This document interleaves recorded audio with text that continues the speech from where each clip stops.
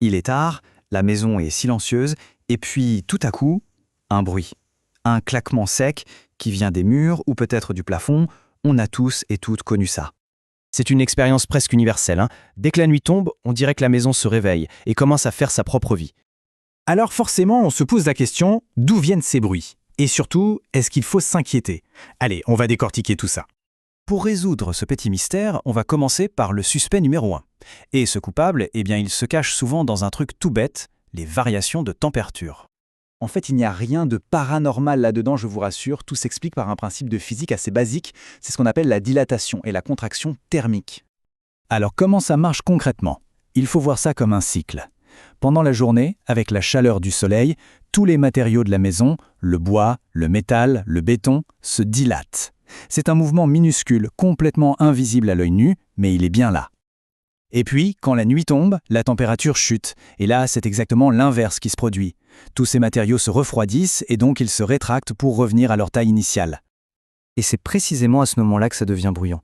En se rétractant, les différentes parties de la structure, la charpente, les murs, les planchers, ne bougent pas de façon fluide. Elles se frottent les unes contre les autres, ça crée des tensions, et à un moment, cette tension se libère d'un coup sec. C'est un peu comme un élastique qu'on tend et qu'on lâche. Et voilà, ça fait clac.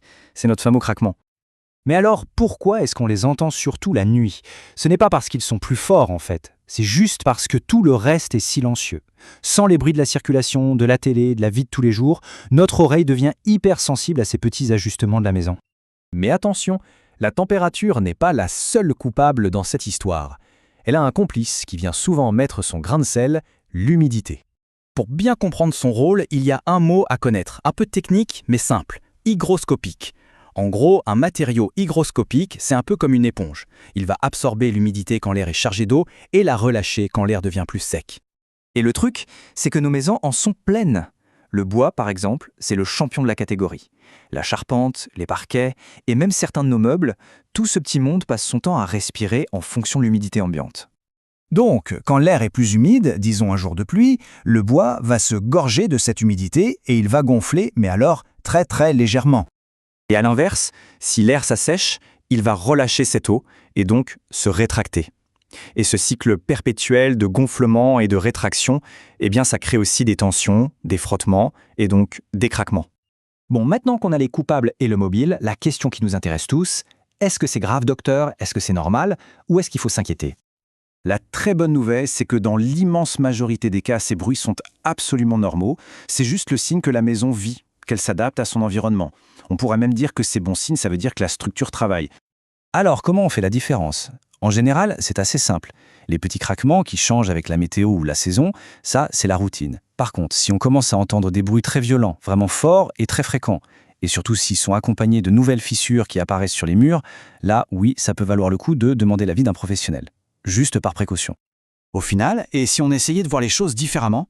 Si ces bruits n'étaient pas une source d'inquiétude, mais plutôt une sorte de langage secret. C'est vraiment ça l'idée à retenir. Une maison qui craque, ce n'est pas une maison hantée. C'est une maison qui respire, qui bouge, qui vit, tout simplement au rythme des jours et des saisons. C'est une façon assez poétique de le voir, non? La maison nous parle. Elle nous raconte ses micro-ajustements face au temps qui passe.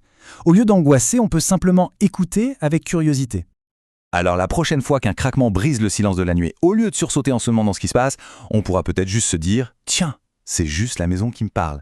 Et rien que ça change toute la perception.